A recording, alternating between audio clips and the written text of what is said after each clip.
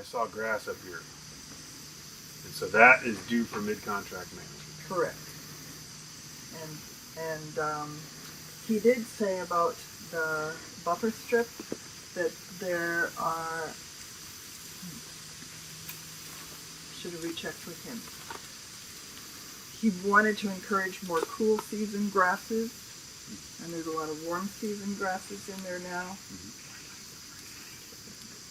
Probably there's more cool season grasses. I Okay. think there's more warm season, but not.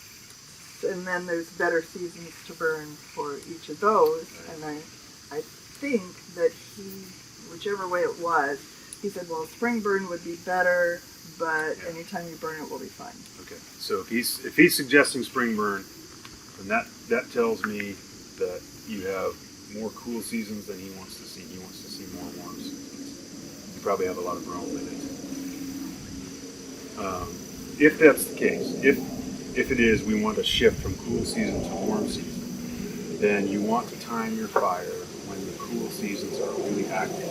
And so in the case of brome, which is probably the situation, I like to burn brome if I'm trying to suppress the brome. I like to burn it late May or early June when it's just beginning to flower. And it will stunt the growth. It'll get about that tall the rest of the year. It'll be very sparse. And any warm seasons that you do have will go nuts. Or you can overseed with warm seasons at that point. So we've had good success doing that. What I have found, though, is that the brome rebounds the next year. It's the toughest thing I've ever seen to get rid of. And what we're doing now is we're burning in year one. And we suppress the brome for that growing season. And then in year two, because the brome is so stunted, there's not enough fuel to carry another fire at the right time. So what we do is we put cows on it at that time, late May or early June. Now they probably won't let you do that. They won't, and I wish they would look. And it's not necessarily Luke at the NRC. I thought this because he gets it. He gets it.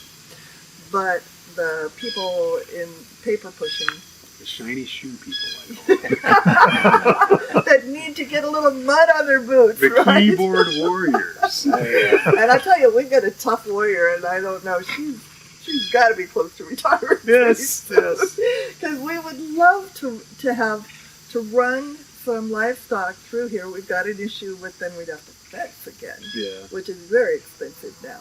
But you could just do hot wire. That's what we do. We just could, do a single especially span. even with goats or anything. I just think it would be awesome. Yeah. We all do. I don't mean to be I'm always a Nope. So, No, you're the one who knows the most, Jeannie. So. That's it. Yeah, you know about it. And The you like to resident land steward is the one that's most intimately familiar with it. and tired and old. Yes. Really tired. Yes. Well, but you will have a lot of perspective to share, so don't be afraid to do that. She spent a lot of time researching all this and getting information she needs to know. You can tell by the way she talks. Mm-hmm. But she just tells me what to do, and I do it. That's the I best knew way it to was go about it. leading into that. That's good. So, given that this is better for a spring burn, and this doesn't need to be done, and we're looking at a fall burn for this, if I'm hearing right, after November or something when the oak leaves drop. But before there's too much of a wet thing of oak leaves. That's what we ran into last time, is we had that wet That's litter. right. I do remember that. Yeah. Do you remember when we burned last It was 18. Well,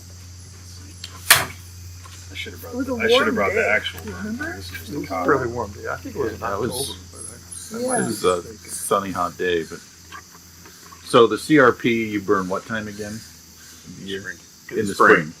Okay.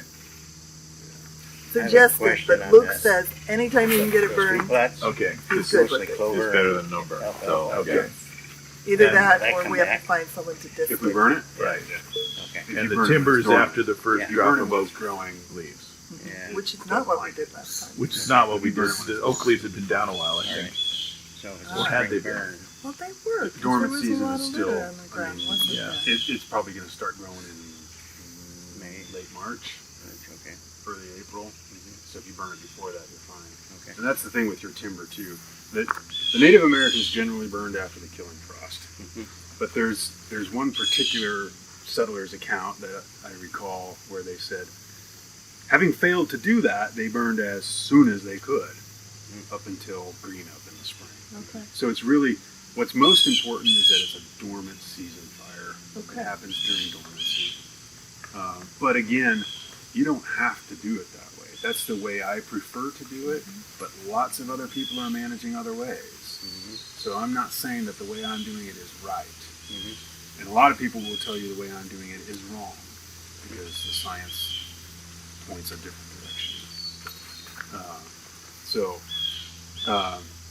You can burn your timber spring or fall. I suggest burning it when it's dormant for several reasons. One, that's when it's more likely to burn, and you're going to have a more successful fire. And two, it is less deleterious to the other inhabitants of the place. Yeah, that's good.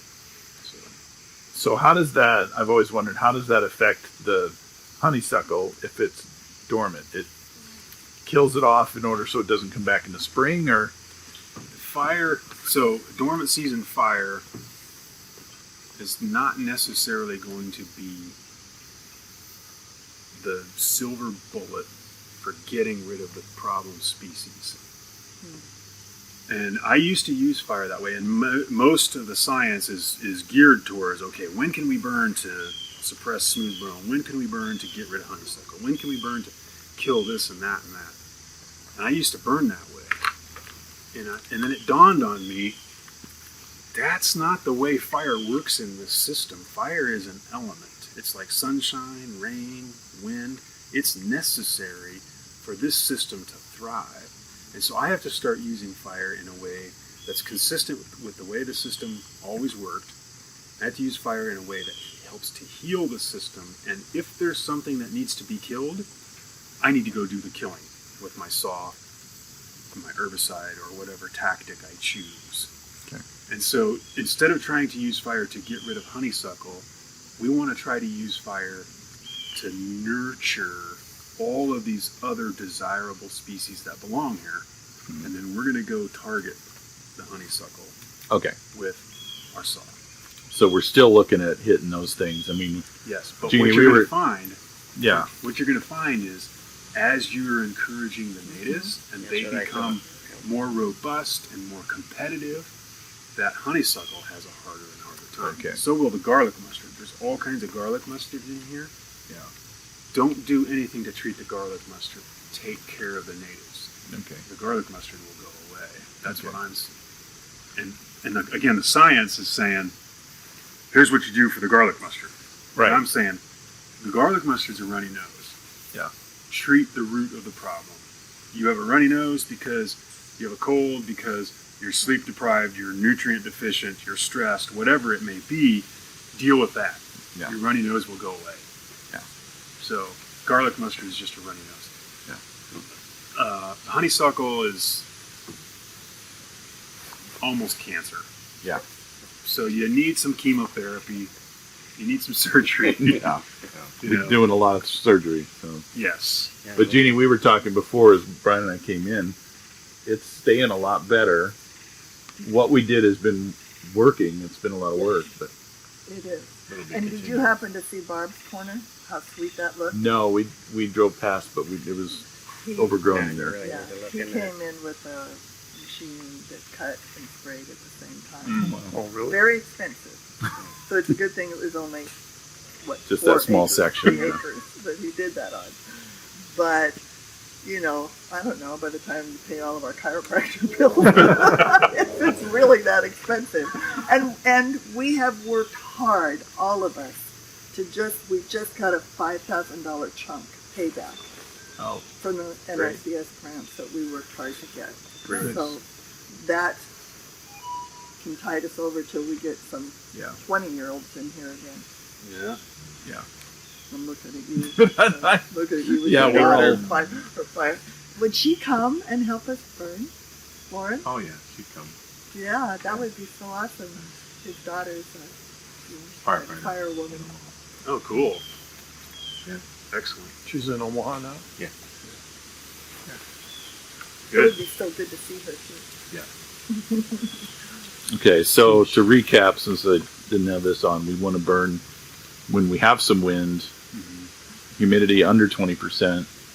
Yeah, your humidity around 20%. Around 20. 25 to 20. It's not very often we get down into the teens. When we do, look out. Okay. Yeah. So it's a little too low. I mean, we don't want it too dry, it's, right? It's great when it's in this timber in the teens. You can handle it because you don't have Yeah. great fuel. Yeah. Now, 40 years down the road, if you've been doing this for a while and this timber's starting to thin out and you're getting good grasses and sedges and you still got that great oak component, Yeah. and you get down to 18%, look out. Yeah. It's going to run hard. But Okay. with these fuels right now, you might want 18%. Right. So after the first killing frost, when the oak leaves have dropped, or do we have to wait for those? Yeah. That's the fuel that carries the fires, though. Some wind, Yep. 20% humidity. And so Yeah. the wind too, what you'll find is if you're out there burning in the grass with 5 mile an hour wind, that's going to be really nice. Yeah. And you're not going to have 5 miles in here. It's No. going to be less than 1. In fact, in the burn plan here, I think I have the wind adjustment scale. Maybe I don't. Yeah, I do. And so in the timber here, we call this a fully sheltered fuel. And so for all fuel models, you're going to be looking at a 0.2 wind adjustment factor. So if you wake up and you watch the news and they say you're going to have 10 mile an hour winds, you multiply the 10 mile an hour times 0.2, you're going to have 2 mile an hour here in the timber. Inside, yeah. So, and that's not much wind. Right. So a lot of times when I'm burning in the timber, I like 20 mile an hour wind. Yeah. So I can feel a little breeze in the timber. So you might have 5 in the timber or That's something. right. Yeah. Does the breeze then help it? Help the burn? I mean, you get a little more Yep. oxygen going and try and Exactly. keep the fire going. And as you said, you have a direction. You know where to start, where it's going to go. That's right. Okay. And everything is based on the fire triangle. The fire triangle, there's 3 sides to the triangle. It's your heat, your oxygen, and your fuel. And if you don't have one of those, you don't have fire. Yeah. So air is that source of oxygen, and you need that air moving in Yeah. order to keep the fire going Okay. in this fuel. Now out in the grass, it'll burn with 0 miles per hour. Sure. It'll burn, but it'll start pulling in air as that heat rises. It's pulling in air, and it'll fuel itself, and then it'll get crazy. We witnessed a little bit of that when we started it down here. Probably did. Yeah, it was- That's Out here in the It was grass. going pretty good out there. Yeah. And then in here, In Yeah. here, it was just smoldering. So, Yeah. yeah. And that's because this system's gotten so dense that you don't have grass in here, and those fine plants, the grasses, the sedges, and the leaf litter are what carry the fire. And so you have leaf litter here, you just don't have the grass component. So in the areas where we planted a year and a half ago, the trees are probably that high now, Okay, and they're in plastic tubes, right. staked. Can we burn in those areas now, or would you wait? You certainly can. You're gonna burn up tubes and you're gonna kill trees. Okay. And so, So how? because the family invested so much energy in that, I would probably try to put a line in around that Okay. and exclude that until those trees get bigger. so Bigger how, is- and those are in 3 different spots on the north end, which is probably why she had us on this end for that first fire. Okay.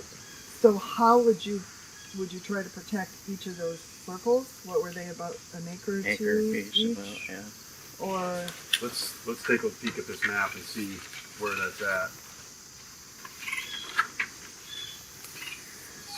Let me look at it. Does it show up on here? They don't show them on there. And I know there's 2 or 3 up here.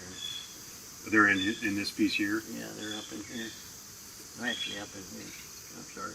Okay. This was kind of a logging trail, if you will, where they'd had traffic back and forth several times. Yeah. So we decided to use that as the break. Mm-hmm. So are they up here or are There's they? two down here, Okay. right on the other end, there's one on the other end of the picnic area here. And There's, that's yeah, following. that's here. Yeah, that's here. And then there's, one, two, I think 3 up here. And two, I think there's one there. You guys were working up Yeah. there, Gene, right? Here and here, kind of. Yeah, right here. Yeah.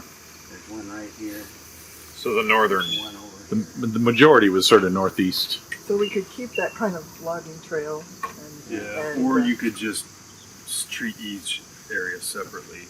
It would be relatively easy if you were able to go in and either mow or cut a line around it and then just rake the leaf litter away so that you have a bare mineral soil line all the way around it.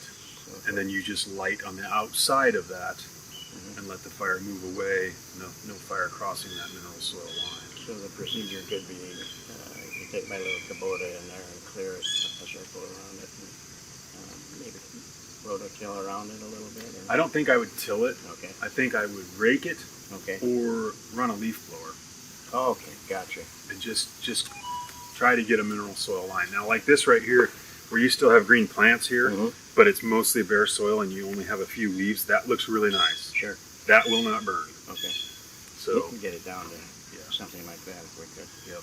I mean, this has been mowed, and you don't have the Yeah. accumulated thatch and leaf litter. This It gets, won't burn. it gets pretty thick in there, like this stuff here. Hmm. It's even thicker than this, but you cut that away and get underneath there. Yep. So you would mow the vegetation down, and then this is what's going to burn. This leaf litter here. It won't burn today. Right. Too damp. But if you just take a leaf or a rake, that won't burn. Yeah, that And so if that's a continuous line all the way around, now it can still jump that line. how wide does that bare area need to be? It can be like that. Just a foot or two? It's Better really for- nice if it's like that. Yeah? Yeah. Okay. And then you just go in and you light around the outer perimeter of that, and the fire moves burn away. away. And you're there to make sure that a leaf doesn't blow across or Okay. something like that. So I would just do one section at a time based on that, so we can control the fire. Just isolate those Yeah. new tree planting areas that we Yeah. don't want burned. Yeah. So when you guys, a couple years ago when we did this, you guys had, you're doing the drip can, and then somebody came along and they sprayed some water or they raked. Uh-huh. So it was very controlled by, bit by bit as you guys drove along and started it. Are we going to be able to do that in these other areas? If we can't get a very good barrier around it, can we just sort of by hand start small areas You certainly could. and just rake it as we go? Certainly. Okay. Yeah. And And as then we make our way around, it would just start to spread out. yeah. And then this is one of the best tools you can use. I'm gonna come over here to the camera because I know he's wanting to see what's going on. I'm gonna grab a few tools here. Not for drinking. Not for drinking. Not for drinking.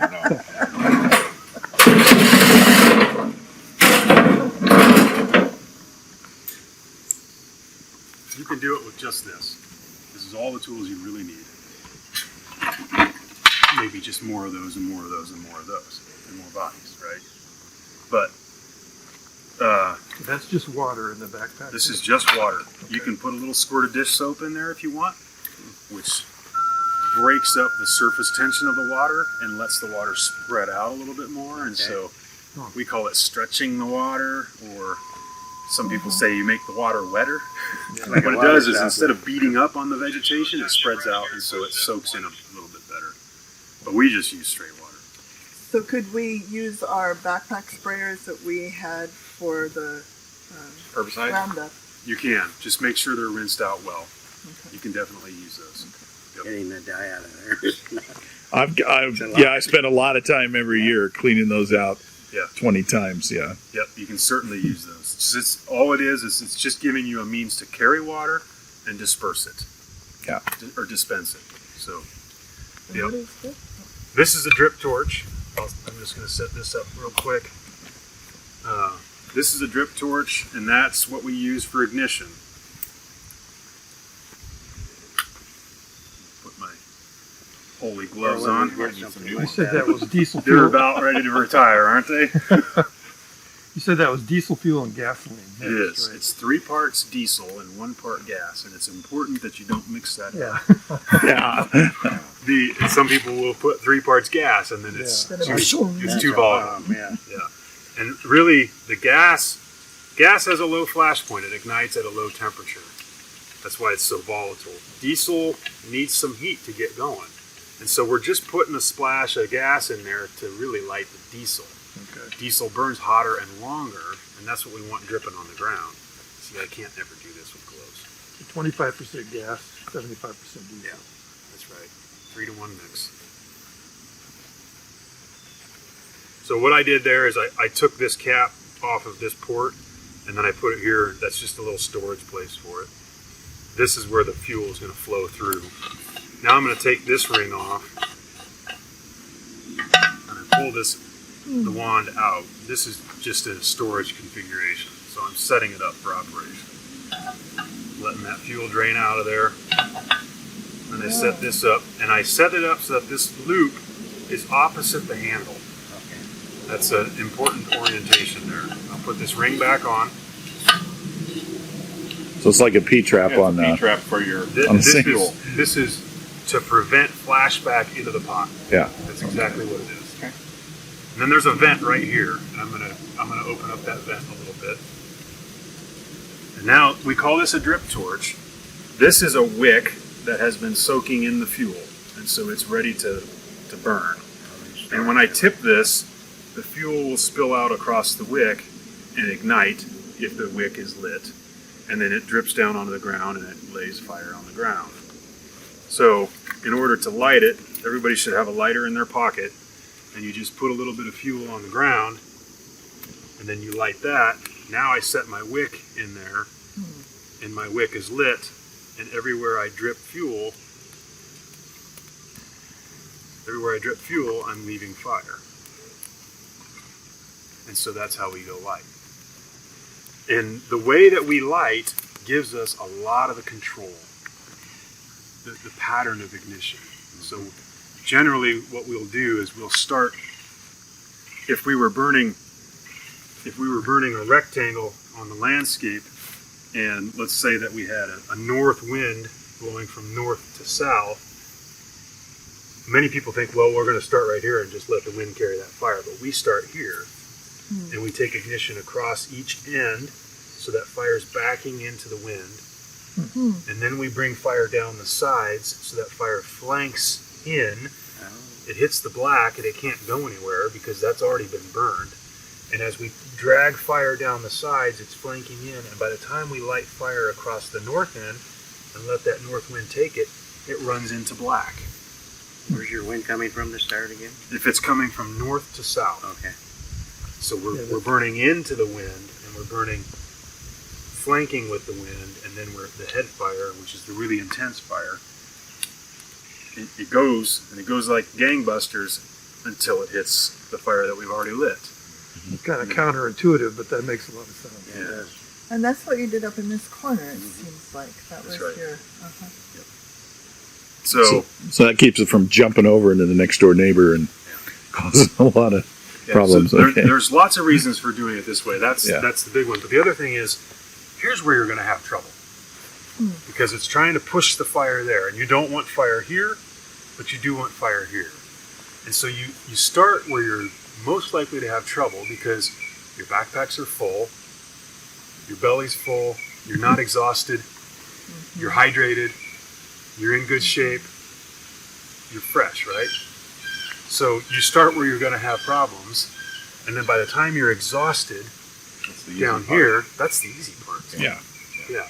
And you're probably low on water by the time you get there, but all of this is black here, and so you're in pretty good shape.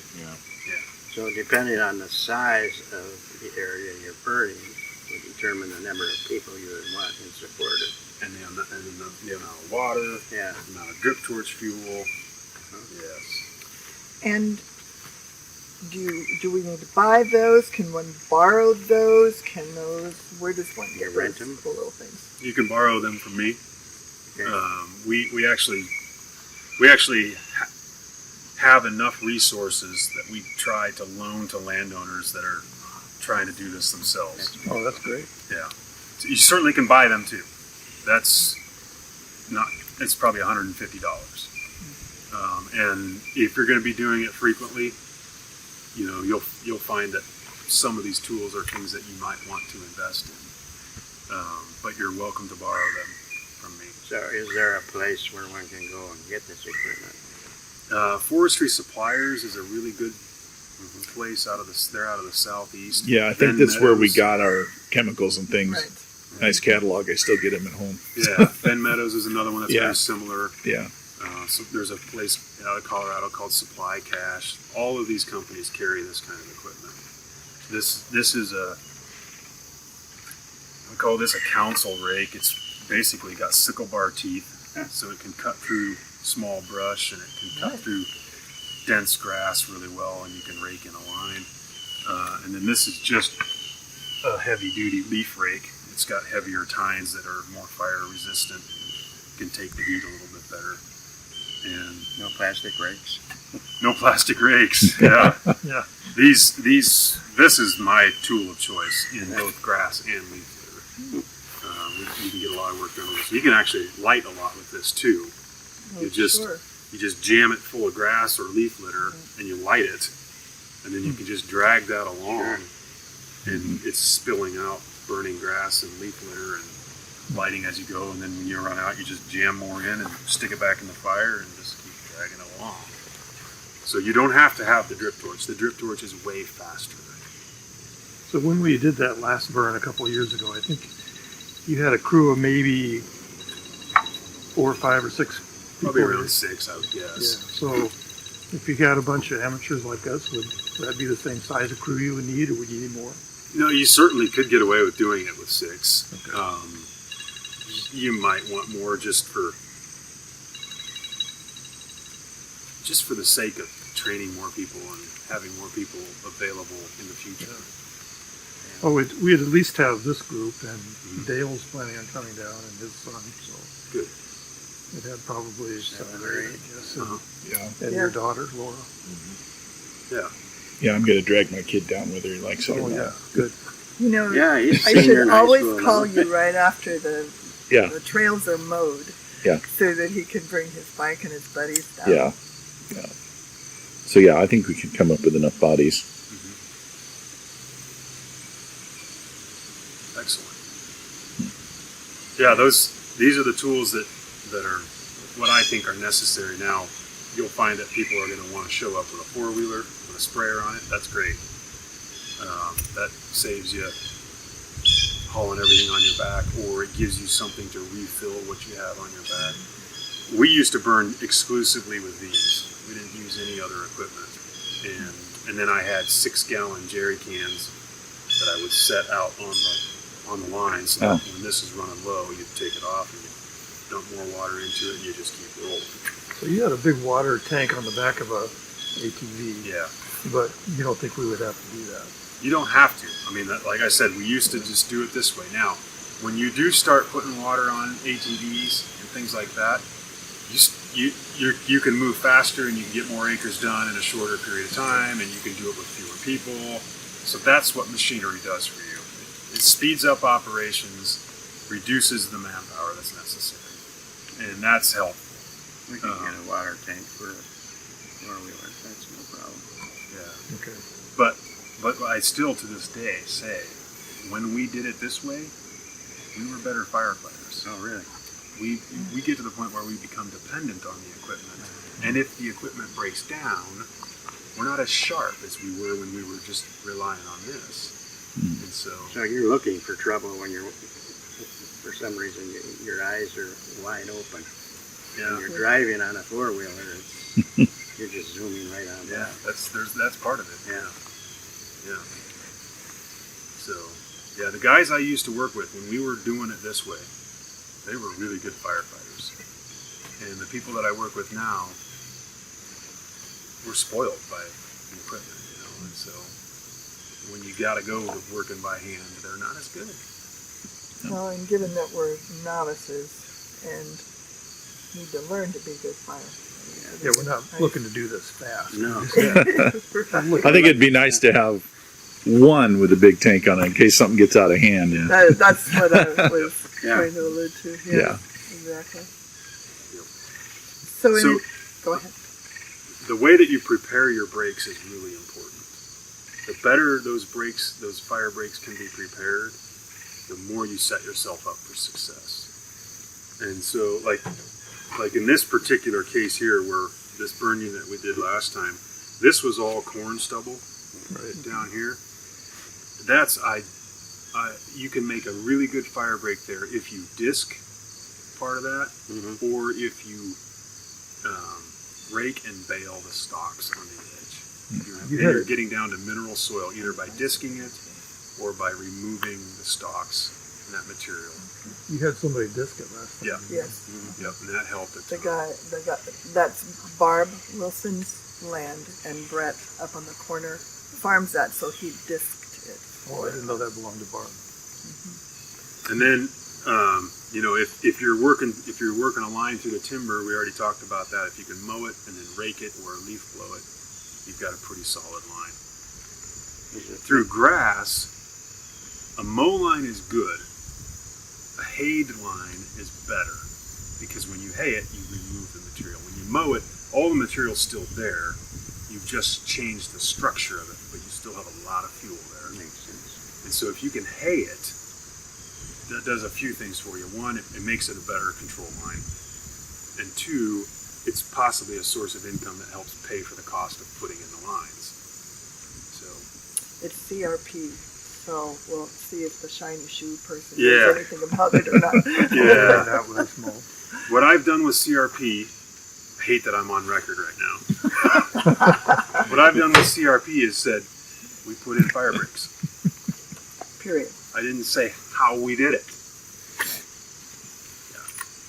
So, Is that, Matt would probably be happy to yeah. hay that. And I mean, you're just 2 swaths wide is what we usually do. You end up with a 30-foot wide break. That's beautiful. So you're not haying your whole CRP. You're just mowing your fire break and removing the material. my question, okay. Yeah. My question would be to you, would that be CRP on that side of the fence line? Where there's that cornfield, or soybean field? I'm not quite sure where you're talking. Just west of the timber here is CRP. And then when Yeah, Brett's that's Barb's field. That's CRP. Barb's, yeah. And And Brett's then if you cornfield. get north of here, Yeah. then that's our CRP. Wilson Timber CRP and our CRP. And my question is along to Brett's cornfield or soybean field, to the east. That one over there. Yeah. No, there's his field, and then there's a CRP, and then there's the timber. Oh, okay, that little buffer strip there. Yeah. Okay, between the cornfield and the fence line. All right, that is CRP then, okay. Yeah, I think so. Yeah. When you're burning in the timber, one of the things you'll want to watch for is anything that gets up in the air. So very often, especially with these oaks, I don't see it so much right here, but well, this is a great example right here. This dead snag, wonderful wildlife habitat, also wonderful fire habitat. Yeah. And so the fire will get up into that, and now you got limbs burning up in the air. And so let's say that you had a tree planting right nearby here where you had a line that you put in and you burned out around that, and it's perfect, it didn't burn up your tree planting, but then there's a limb burning 40 feet away and the wind's blowing embers all night long. Oh, sure. And it's We had- dropping embers across that line into what you didn't want to burn. We had a couple of situations. One was out north there, and another was right up on the line where we had like one of these dead. It turned into a fire chimney, Yeah. and it just kept going. Yep. And it burned all night. And so Dave. generally we just let them do their thing, recognizing, okay, if the wind is from this direction and blowing this way and we have something over there we don't want to burn, we have the potential for embers to fall into that. Now, how are we going to deal with that? Yeah. One, maybe you pre-wet it and it's just not receptive to the embers. Or or two, maybe you cut the tree down so that you don't have the. I watched one of your guys go in and cut one of those down as it was on fire, and like, better you than me. I wouldn't be in there. Yeah, so a lot of times that's Yeah. what we'll do. Now we don't like to because Yeah. that's great wildlife habitat. We'd rather leave it stand. Yeah. I mean, I'm sure there are bats utilizing that, Oh, yeah. and there's unquestioning. You know, there's no doubt that insects are using it, woodpeckers are using it. Yeah. Probably cavity nesting birds. So Yeah. it's good stuff. We don't like to cut them down. But if it's compromising the line and there's a potential that you're going to lose the fire because of it, that's something that you can try to do. My other question is, you have certain trees with shaggy bark. Mm-hmm. Would that bark be more of a potential for the fire to follow up? Not if it's a live tree. If it's a dead tree, for sure. Okay. But on the live trees, not really. Yeah. I have seen it climb honey locust trees with those big thorns. Mm-hmm. Those are flammable, and it'll just start. Well, they can take those out, so. Yeah. And most people don't like them. They are beautiful wood. Yeah. Yeah, in Colorado, they outlawed, what was that, Russian olive trees. Yeah. You can't grow them anymore, but I've seen birds impaled on those thorns. Is that right? Oh, yeah, the wind will blow them right into them. No kidding. Oh. Wicked. I have seen insects impaled on them, but it's birds that actually catch the insects and then they impale them on the thorn. Uh-huh. It's almost like they're just caching them for a later meal. I'll bet you, Yeah. yeah. Interesting. Nature is so cool. Yeah, it is. How many gallons does that yellow bag hold? If you fill it plumb full, it's about 5 gallons. Okay. And weighs. A lot. 8 pounds, 40 8 pounds per gallon. Yeah, because that's been part of our problem with our big tank sprayer. The first time we used it, I thought, oh, I'm just going to fill it up. That was rough. Walking around I until it was half I full. tripped bigger and than I that? was on my back like a bug with the I couldn't get back. Yeah. From after that, it's like half full is the max I was going to go on it. It was rough. Yeah. So in this old burn plan, I'm just gonna walk through the components of a plan, the kind of the elements, because it will help guide you in your planning process. Just kind of get you dialed into what you need to be thinking about. And I'm gonna leave this with you too. On the front page, this is just kind of legal stuff. Where's the property located? That kind of thing. I've got a property location. I say it's south of Donner Avenue, east of 345th Street, north of Elderberry Avenue, west of 350th Street. I learned from my son.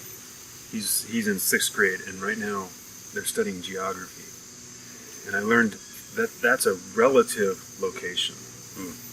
This is the location in relation to other things. The absolute location, he told me this last night, is the 911 address, which we have right here.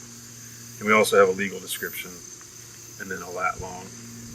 We did it because I think I filled that out, so I probably I said did. east of, and I gave your address. Oh, okay. So, because I don't know that I found an actual There isn't one address for this property. So close enough. Okay, so that's just kind of that kind of stuff. This is where I think it gets important. I give a description of the burn unit, and that description is really a description of the biological communities, or the fuels, if you will. And so the overstory I called old growth oak, hickory, woodland with hackberry, ironwood, and bitternut hickory. That's important to me because I have an understanding of how those different species, how their leaf litter burns. And then the understory is honeysuckle, coralberry, and gooseberry. And I know that when you have a lot of coralberry and gooseberry, you generally don't get much fire. Coralberry and gooseberry and the honeysuckle come in when it's too shaded. And so that tells me something about how flammable those fuels are. And then the ground cover, deciduous leaf litter, sparse woodland grasses and sedges. And over time, we would like to see that transition to deciduous leaf litter and lots of woodland grasses and sedges, because that means we are getting enough sunlight down into the system to sustain those. It means we're getting their perennial roots into the system to hold water. And once we start getting the water to infiltrate instead of run off, because we've got those root systems in place, everything starts to heal. So the grasses and sedges are a real key component. And then just a little description of the topography, primarily an east aspect with 5 to 10% slope. That it's just not steep slopes in here. And east aspect doesn't burn as well as a west aspect. South and west aspects burn really well because they're facing the south and west sun. East and north aspects, it's drier. East and north aspects don't burn as well because they're more damp. And then any site preparation. So in this case, I said the family has done extensive honeysuckle control, and recently a logging operation was conducted. This is from 2018. And the reason I mentioned the logging operation was because that means following a logging operation, there's usually more woody material on the ground because they leave the branch tops. And then also there's compaction because their equipment has been running things over. And that affects the fire. And then a description of the fire breaks. And so in this case, I said 8-foot mowed line along edge of CRP on most of the west boundary. The northern part of the west line is through timber, and the line is not prepped. The north line is an unprepped line, but the logging traffic has defined the line and mashed down the fuels. It will benefit from a leaf blower, so we went through with a leaf blower and just kind of cleaned it up a little bit. The east line is along cornfield, and it should be disked, and it turned out it was disked. The south line is Elderberry Avenue, which is the gravel road, which is bomb-proof. Love burning off of a gravel road. And then unique elements, there's a campground with benches and an outhouse in the middle of the unit, and the possibility of northern long-eared bat and Indiana bat. Smoke-sensitive areas, I just said surrounding residences and roads. And then fire-sensitive areas, the campground in the middle of the unit, didn't want to burn anything there. And then surrounding fields, residences, and outbuildings are the things that we would want to protect. And then we get into unit objectives where we talk about what's your objective for the resource. So, I said units characterized by old growth oak, hickory, woodland with some logging / plenty of snags and some honeysuckle that is a concern.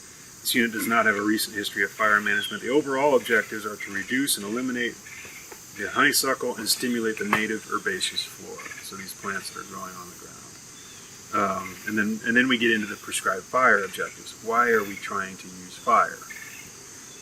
We want to reduce the chance and severity of wildfire by reducing the grass and leaf litter by 70%. We want to stimulate the native vegetation and stress or top kill 40 to 50% of the 0 to 2 inch diameter woody vegetation. So we're trying to stress and top kill the small diameter stuff in here, which is primarily the coralberry, the gooseberry, and the honeysuckle. And then contain the fire spread to the defined unit boundaries. We don't want fire where it's not supposed to be. So this is just kind of describing what we're hoping to accomplish. And then we get into the fuel prescription. And this is really the heart of what we're trying to do here. So 1 hour fuels are the fine fuels that carry the fire. It's your grass and your leaf litter. We call them 1 hour fuels because it takes about 1 hour for those fuels to respond to changes in relative humidity. They're constantly absorbing or releasing water to and from the atmosphere. So high humidity, they're absorbing that moisture from the atmosphere. Low humidity, they're releasing their moisture and drying out. And it takes about an hour to change the fuels. 10-hour fuels are like twigs and sticks and things like that. Maybe up to the size of your pinky. It takes about 10 hours for them to respond to changes. So if it starts raining, they're still dry. But if it's been raining for a few hours, they're starting to really take in that moisture. And so you're going to see slower response with those fuels. And then there's 100-hour fuels, which is more like sticks the size of your wrist. It takes about 100 hours for them to dry out. There's 1,000-hour fuels, which is more like this size. It takes about 1,000 hours for them to dry out. In this part of the world, 1 hour fuel is all you really need to worry about. When I go to Colorado, we're talking about 1,000-hour fuels and things like that. But here, the 1 hour fuels for your leaf litter, your grass, that's what's really important. And that's why humidity is so important to consider. And so then we get into our weather parameters here, where we lay out the temperature, the wind speed and direction, the relative humidity, and those kinds of things. I am guilty of usually making wide parameters. It gives me a real nice latitude to burn it at a wide range of conditions. But in this case, I said for temperature anywhere between 40 and 80 degrees. Now you hit 80 degrees and your people start to wilt. You hit 40 degrees and your fire behavior is really reduced. And so in your case, I would say 60 to 70, 75 degree range, real comfortable air temperature is probably something that you'd be shooting for. And then relative humidity, I said 25 to 50%. Is that you or me? I think that's me. I said 25 to 50%, but really I think 25, if you're burning the timber, I think that 25 range is going to be really good for you. If you're burning out in the grass and you're just burning grass, shooting for that 40, 50, 60% range is going to be a little more manageable. And then with the mid-flame wind direction, in this case I said any direction, but depending on what you've got going on, you might want to say we only want to burn this with a south wind. Maybe because to the south of us is a smoke sensitive site, we don't want to put smoke there. Or because to the south of us is a piece that we don't want to burn, and so we want the wind to pull it away from that. So you just have to decide what are the sensitive sites, whether it's fire sensitive or smoke sensitive, and that might drive the wind direction for you. Or the type of fire behavior that you want to get might So drive the wind when we've done this before over the last few years, we've worked so hard to find the perfect little window where it's flammable, the wind is absolutely right, the temperature. Are we being too sensitive about that? It's almost impossible to find the right window, it seemed like. especially one that coincides with all of your schedules, Exactly. right? Yeah. And in the And case folks of that are- farmers, My schedule is more flexible than it seemed like the Yeah. dates we were. Well, We we've also got have people folks coming traveling to Yeah. get People here. coming from Alaska, you know, Yeah, and Yeah. that was Kinda Dale's have to question. do it. When should I book a flight? I said, oh, one.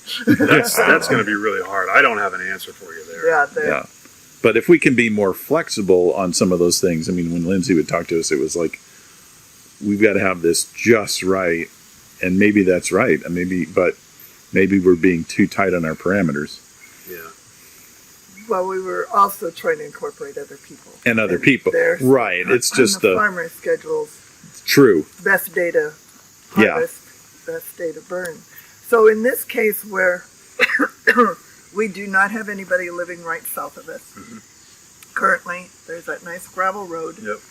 and we probably aren't going to try to burn, but the CRP at the same time, and we've got those little pockets.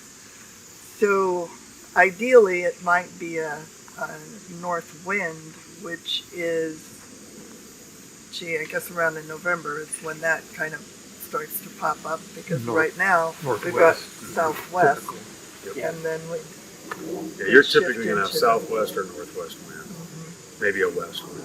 The southwest winds are pretty wicked. Southwest winds generally bring drier conditions, although after the passage of a cold front, sometimes our humidity will plummet, and you'll have that northwest wind. So I think the real important thing for you in this particular case, I think wind direction is not as important as the humidity. okay. And so, and you want dry conditions leading up to it. You want several days of dry weather so that your fuels have the chance to dry out, and then you want that day that's going to have the lower relative humidity if you're burning in the timber. So now the thing about Dale coming from Alaska is because you have both grass and timber fuels that you want to burn. Grass burns pretty easily. And so you may get him here and you may not have the exact weather that you want for the timber, but you may be able to put fire on the ground and get your grass taken care of, get the experience, and make a black spot that you can anchor off of when you're burning the timber. And so he would get the satisfaction of having participated and learned, but maybe it wasn't right for this. But maybe it is. Maybe you just nail it. Sometimes all the holes in the Swiss cheese line up. That's a good explanation. Yeah. We usually use that to explain when things have gone wrong. That's usually Murphy's Law. There are other things in here. There's 20-foot wind direction and wind speed. When you're listening to a weather forecast and they tell you it's going to be 20-mile-an-hour winds, they're talking about 20-foot winds, which is 20 feet above any obstructions. So it's 20 feet above the trees, or it's 20 feet above the top of the grass. That's not the kind of wind you have at what we call mid-flame wind, right here, eye level winds where the fire is. Remember, 20-mile-an-hour wind, a 20-foot wind of 20 mile an hour is probably only going to be about 4 or 5 mile an hour at the fire. So when you're looking at the weather forecast and you're listening to the guy on TV and he's saying it's going to be 15 mile an hour today, and you think, oh gosh, that's too much wind. Keep in mind that's 15 mile an hour Is that above treetops. Going to be the same for the grasses, or is that more to do with how sheltered that grass area is? Exactly. So generally, out in CRP in the grass, we call that unsheltered. And so our wind adjustment, I think it's 0.4 for that. Let me look that up. I should know that off the top of my head. So a 20 mile an hour wind might be 10 or 12 down there in the grass. Okay. It's 0.4. Yeah. Yep.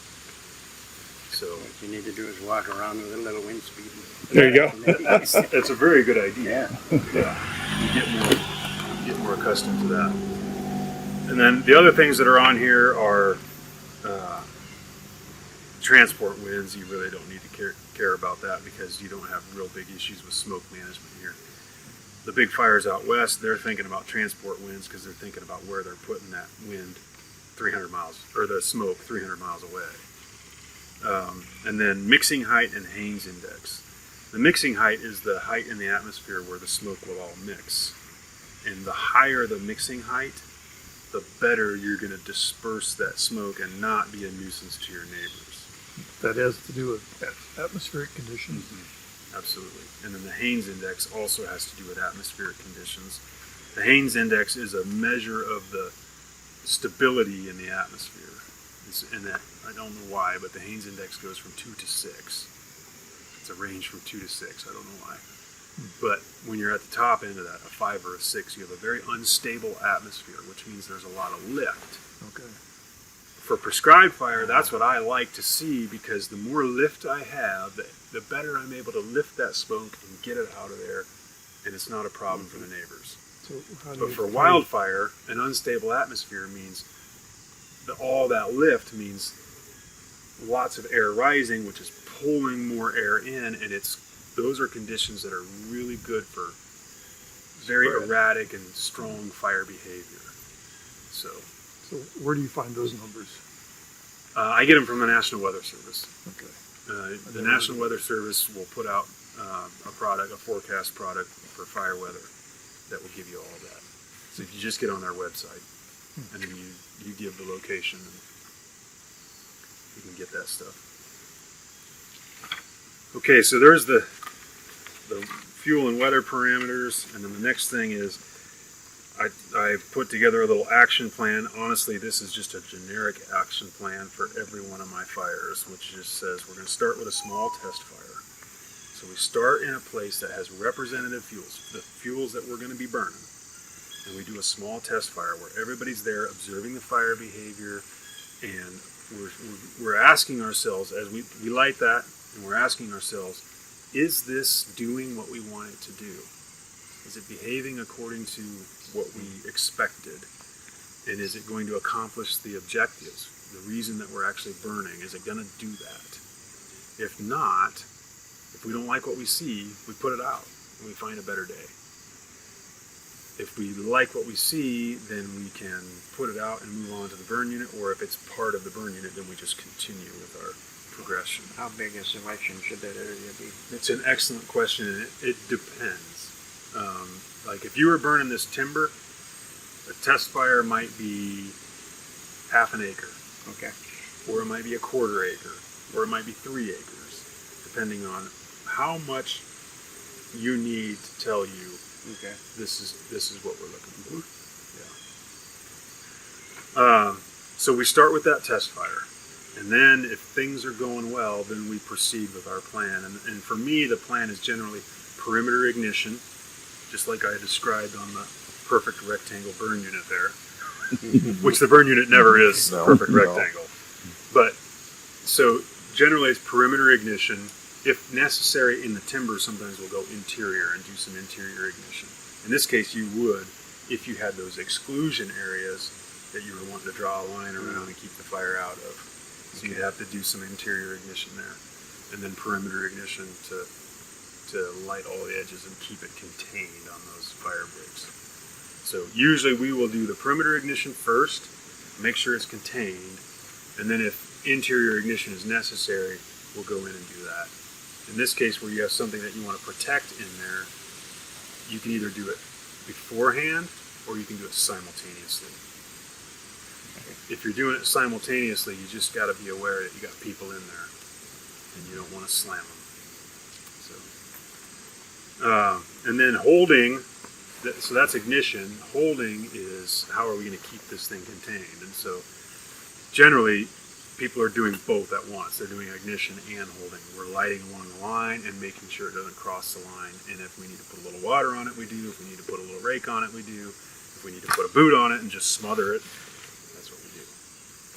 But you saw the fire I lit here, and you saw what happened. It just went out, right? So if you have a well-prepped line, very little is necessary to keep it contained. Preparation is the key. And then we outline a contingency plan, what happens in the event that something goes wrong. And for me, the three things to really be worried about, the one that everybody focuses on is fire outside the box. If we get fire where it's not supposed to be, that's a problem. We need a plan to deal with that. And so generally for me, the plan is we're going to go direct and we're just going to try to put that thing out right there with the resources that we have. But then we also look out beyond that. What are the other potential fuel breaks that we have where if going direct is not working, how can we go indirect? And so in your case here, you're surrounded by gravel roads. Worst case scenario, you fall back to the roads, you light off the roads, use the roads to keep it contained, and any structures that are in there, you get to do some protection at those structures. So that would be a worst case scenario contingency plan there.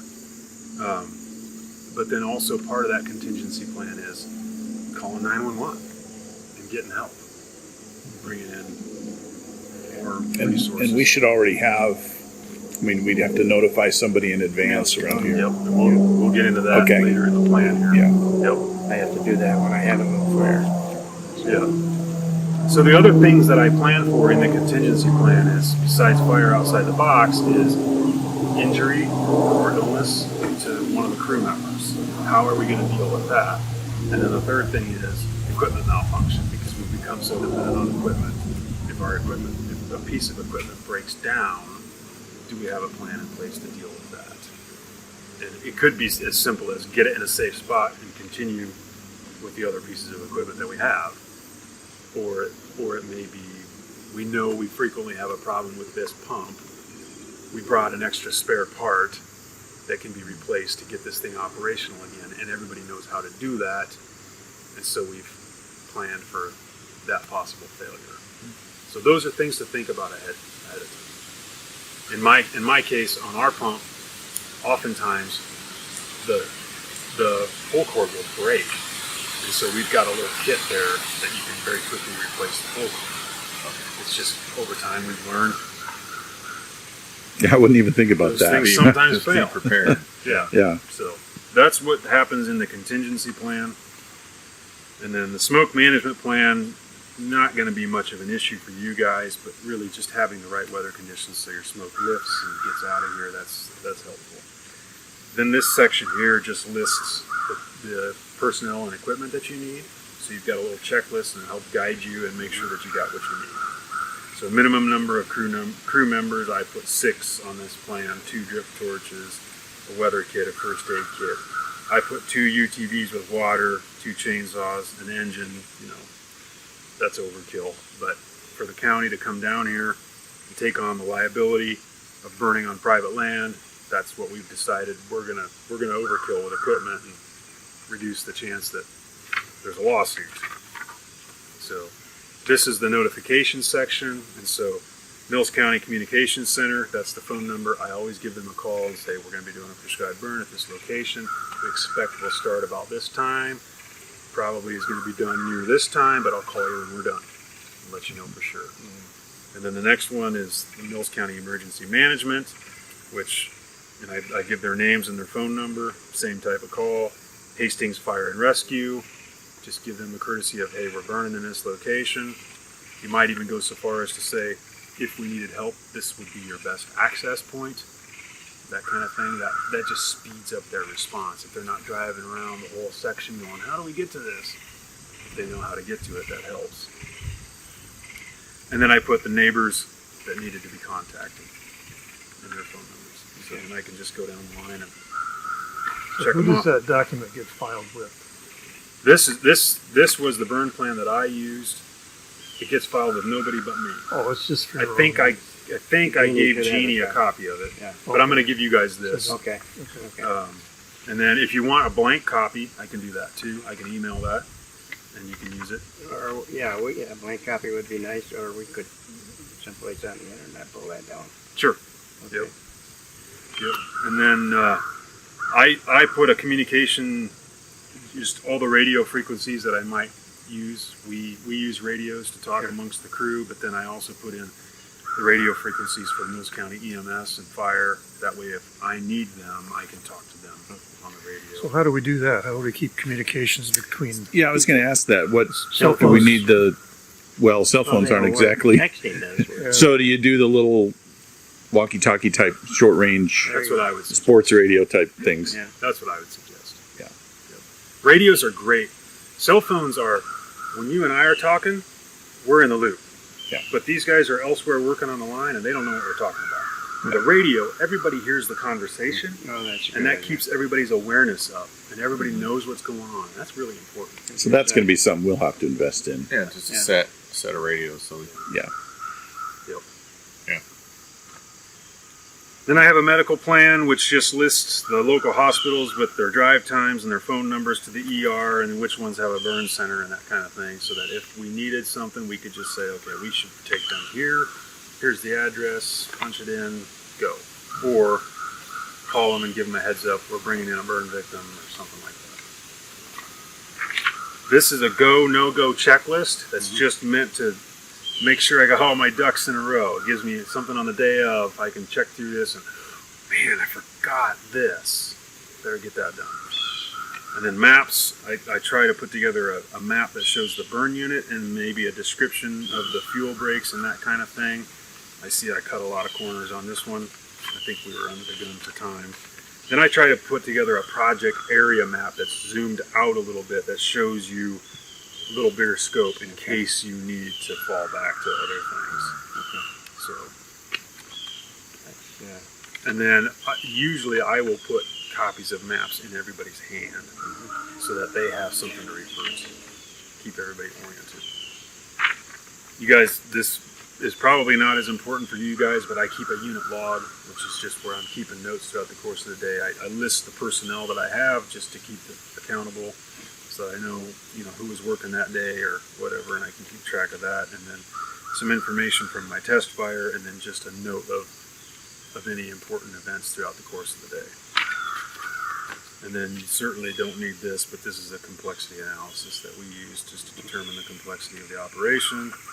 And then this is a fire behavior predictions from a modeling program that we have, and then some charts that I use to determine the probability of ignition and the fuel moisture and that kind You of thing. include those with all your reports. I just include them in all my burn plans. Sure. Okay. That's pretty impressive. Not super necessary for you guys, but Okay. just something we do. So When you hire people to do burns with you, what kind of training or what kind of experience do you expect them to have? we provide the training, and it's they call it S130, S190. It's the basic wildland firefighter training that anybody needs to go fight fires out west. And it's a national curriculum. It's a national certification. So they have to have that to work with us. There's a lot of other training above and beyond that, but we just require that basic training. That basic training gives you an understanding of what the basic tools are, the basic vocabulary. It gives you an understanding of how to take commands and just work in the hierarchy of our system. And it gives an introduction to fire behavior, an understanding of how fire interacts with the fuel, the weather, and the topography.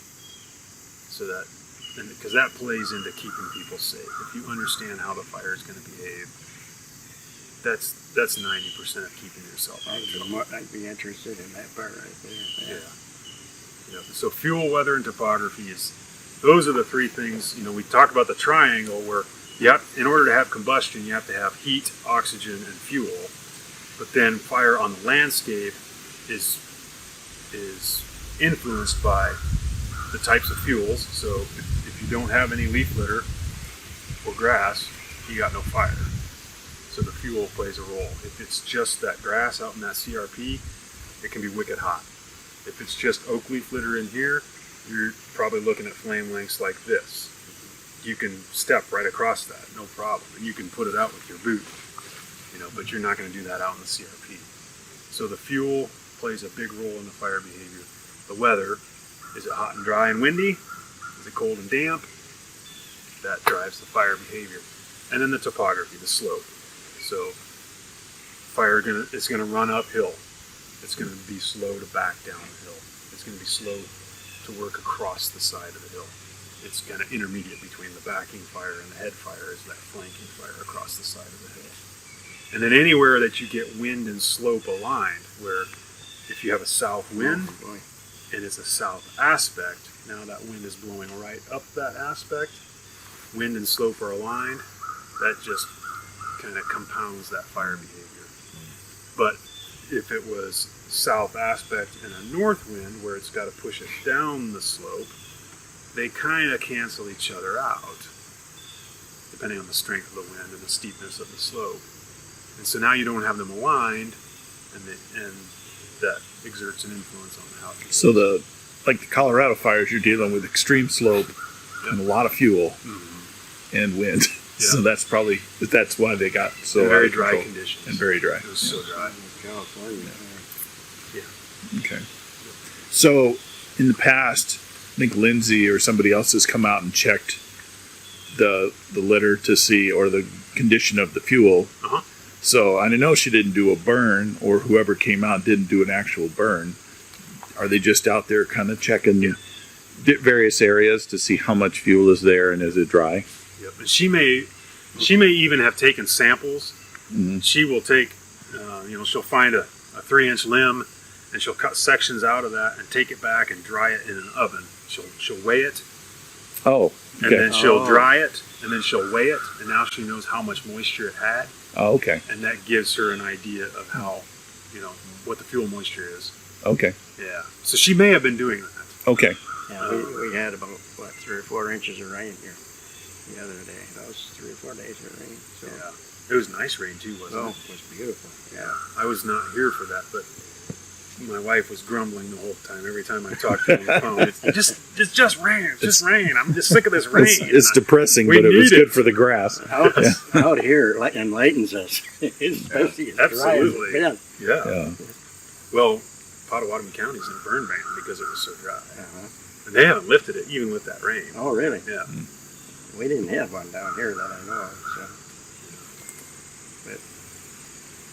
So after over time, I'm looking at these areas here, it looks pretty grown up with this mid-height stuff. Are we looking eventually to have a lot of that gone and be more shorter, grassier areas? Or is this what we're going to expect? Well, this is Over what you time. can expect with no fire and no cutting. Is that it's going to be like this, and then of course this hackberry tree is just going to get bigger, right? Yeah. And that's going to be more shade. And you're going to start losing even some of these herbaceous plants here, and you'll just have less and less growing. If this were mine, I would come in here and I would take out this hackberry, and I would take out some of the stems from that ironwood, and I would probably take out that whole ironwood. And I'd be thinning this out, taking a lot of this small diameter stuff out. Maybe 70% of it I'd take out. Anything that's this size and smaller. Yep. And then that's going to put more light into the system, and we're going to start getting more grasses and sedges. We're also going to get a lot more brush, and we actually have to come back in and cut brush. We put fire in there, and the fire takes care of some of it, but in a lot of cases we have to cut the brush. So what we found is we'll come in and we'll do a thinning with the chainsaw, and then for several years after that we're cutting brush and treating it just like you've been doing with the honeysuckle. But over every year and every fire, we're getting more and more grasses and sedges in here. And then our herbaceous layer is somewhere right in here. And so, and it's a mix of lots of different species. And that's what we want. And that's what we're striving for. And that's, Okay. I really think that that's what this system. Okay. Get on the north end of the timber where it's more open, I think, and it is pretty thick. Is that right? Yeah. Yeah. So that might be a really good snapshot for you to look at and Okay. think, okay, this might be what this is going to be. Okay. With that kind of treatment. Yep. Yeah, I go in there like 2 weeks deer hunting. You start walking through there. It's you can't hardly walk through there. Yeah. So we're the other thing is that you look at this system and you have a lot of mature trees, and their lifespan's limited. Sure. So their time is short, and what's going to replace them is all of this younger stuff. But if you look through here, there's no oak. It's all hackberry and ironwood, probably an elm here and there, but that's about it. And so that's what this is going to become, And that's unless you get light in here. That's why we've been opening up the canopy. Yep. That's why we logged back in there and Yes. then replanted with oak and hickory and Exactly. walnut. Yep. The oaks, they need that sunlight. So I think we planted around 200 trees that time. yeah, that's great. Yeah, we're finding that when we open the system up, the squirrels are better planters than us, and we're getting the oak regeneration as soon as we get enough light. The problem is, it's little oaks, and we're burning so frequently that most of them are burning off. But the ecologist that I've been working with says it's okay. He says, if you look at this system, you really need to recruit about one oak tree per acre per 100 years. Wow. So you don't need incredible recruitment. You just need recruitment. So he says, just calm down. That takes the excitement away. Yeah, sadly none of us are going to be around to see No, what we I know. did. that's right. That's right. But we're not doing this for us. No. We're doing it for the land. We're doing it for the next several generations. The Native Americans always talked about the seventh generation. That any decision that you make is for the seventh generation. It's 7 generations from now. Wow. So, and we talk, our culture, it's the next quarter. Right. What's the bottom line in the next quarter? That's right. And they're looking at 7 generations. Totally different way of looking at the world. It's all about results right now. Yeah. I tell you, since I've been out here, you have a hard time getting me away from here. Sure. You know, even though I like being in the city, Yeah. out here it's just, I come out here and sit in the timber. Yeah. I can go fishing, I can go hunting, I can, even the work is hard, but it's worth it. It's worth it. Absolutely.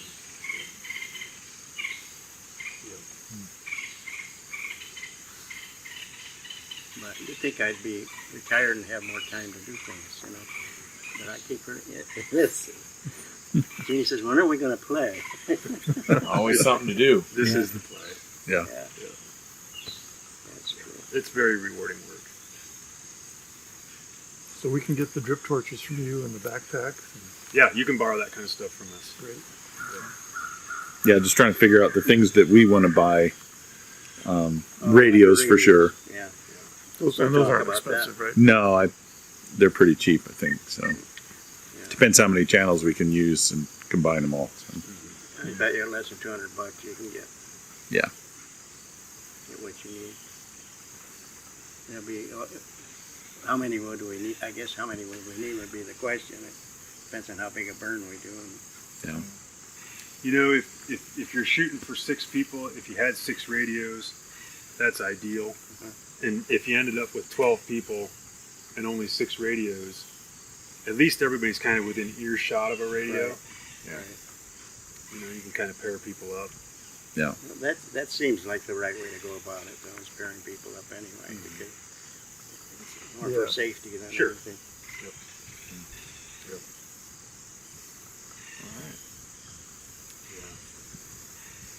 Oh, gee, he's got lunch ready. Guys are hungry.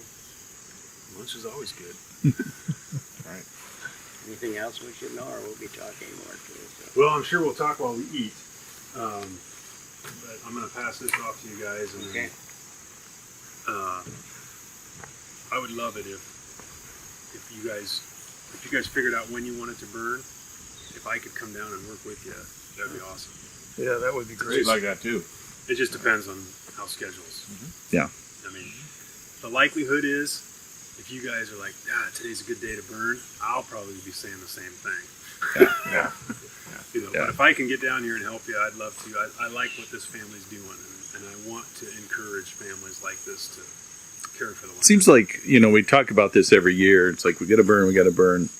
And like I said before, sometimes I just want to drive down here and throw a match in there, because it's like, we talk about it a lot, we plan a lot, but then a year goes by and it's like, okay, so when next year, like, let's just start burning, because we got to do it. That's Yeah. right. That's exactly right. It takes some courage to do it, because Yeah. it's risky, Yeah, it is scary. and it scares you. And so it takes some courage to say, you know what, this is important to do. But I think what we saw a couple of years ago was, it's a little fire that just crawls. Yeah, It is not manageable. it is not what you see pictures of That's on right. TV. That's in Right. here. There, and, In here. Yeah. In but even here. out there. Yeah. But, people say, well, how was it in Colorado? Well, we had a lot of boring days. Yeah. Had some really exciting days. They only show you the excitement. They Yeah. only show you the most exciting things. Yeah. We do. They don't show you the good fire that's doing what it's supposed to do. Yeah. They only show you the really bad stuff. Make news. Right? It's what grabs your attention Yeah. and makes you watch. Yeah. Yeah. And that's why that's what they're showing you. Yep. We call it sensationalism. Yep. Make a spectacle of it and grab everybody's attention. Well, good. Listen to that woodpecker. Yeah. Yeah, we'll see how much of this video works out, because there's been so much wildlife noise. That's cool. Right. It might be hard to hear us.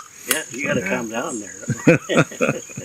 Yeah, but thanks for coming out and all the information. That's really Yeah, this yeah, is it's been great. Chad. we're in a lot better place to know how to approach it now. So Good. And That's good. if somebody starts working on a plan and you want some input on that, I'm happy Yeah. happy to review that and give you some input there. Like I said, I'd like to see this family be successful. Yeah, to have you down to help supervise that first time around, that would be That'd be great. good. If that works out. we'll see. If it doesn't, we'll burn anyway. Right on. Right? That's the attitude. Yes. Yeah, I think we'd be all right. Yeah, I think so too. even if we started with a small We're area. gonna be more cautious and than- get Yeah. some You know, familiar with it. than Yep. we normally would be the first time. Anyway. Yeah. Right. So. You get in trouble, there's always the fire department. 911. I No, didn't really show this much, but when you're working fire,